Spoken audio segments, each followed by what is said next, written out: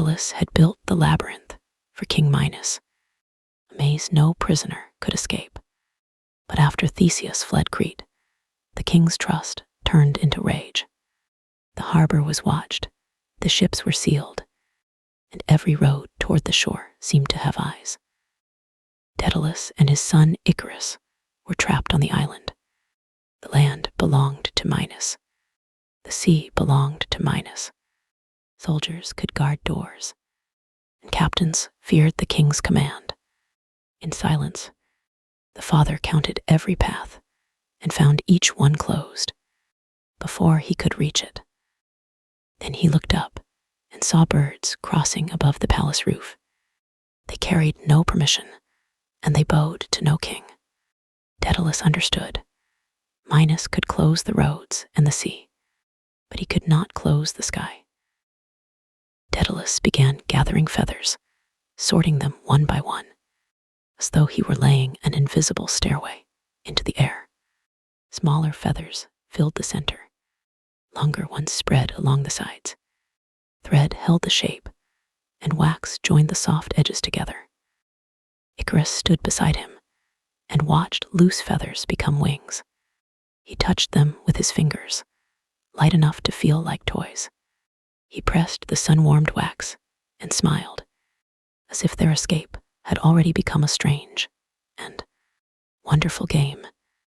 Daedalus did not smile. Again and again, he adjusted the wings until they could take the wind like a bird's own body. When he fastened them to his son's shoulders and arms, his fingers paused at the knots, as though he were trying to hide all his fear inside them. Before they left, Daedalus held Icarus and kept his voice steady. Do not fly too low, or the sea will soak the feathers. Do not fly too high, or the sun will harm the wax. Follow me, keep to the middle course. Icarus nodded, but his eyes had already passed beyond his father's shoulder, fixed on a blue sky that had never belonged to prisoners. The father spread his wings first and let the wind take his. Wait. Then the boy rose too, lifted out of Crete's prison by the air itself. Walls, guards, and shoreline shrank beneath them. Every road that had refused them became a thin line below. A fisherman let his line go still.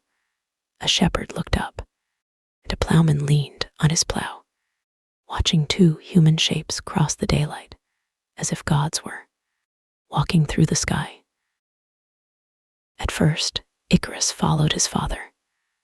The wind opened around him, and the sea below shone like another sky.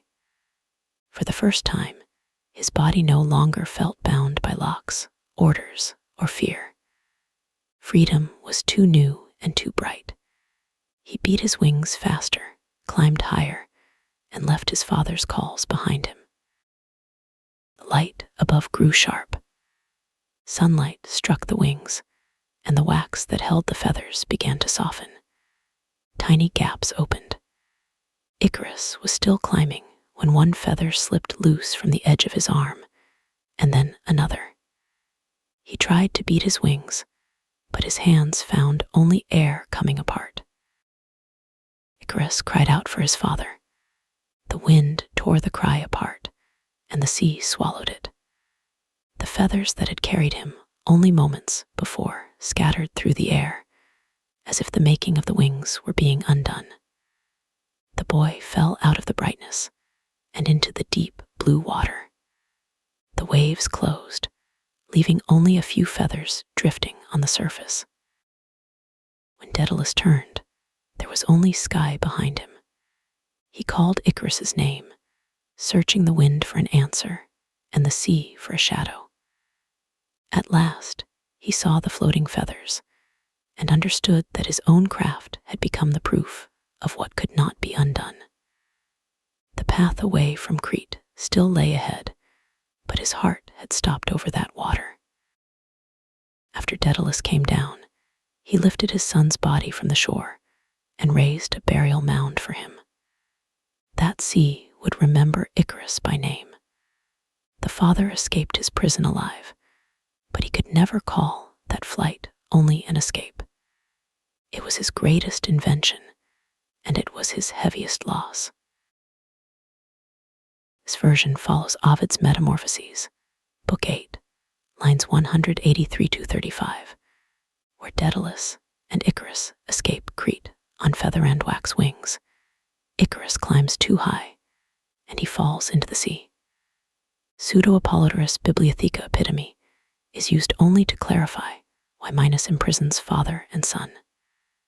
This film does not blend Diodorus' ship escape variant, Hyginus, alternate aftermath, or Virgil's later memory of grief at Cumae into the story body. This film follows one transmitted version and does not combine every variant into a single plot. Thank you for staying with this myth to the end. May the choices, losses, and long roads in these old stories leave a quiet echo after the screen fades.